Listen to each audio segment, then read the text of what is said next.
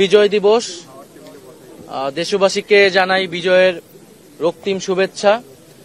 আজকের এই দিনে আমরা স্মরণ করছি আমাদের মহান স্বাধীনতা সংগ্রামের সকল শহীদদের এবং আমাদের জুলাই অভ্যুত্থানের শহীদদেরকে আমরা শ্রদ্ধার সাথে স্মরণ করছি।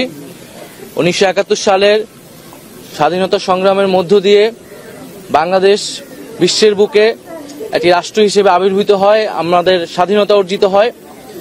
1971 সালে আমাদের বিজয় আসলেও, আমাদের স্বাধীনতা আসলেও সেই স্বাধীনতা ছিল অরক্ষিত।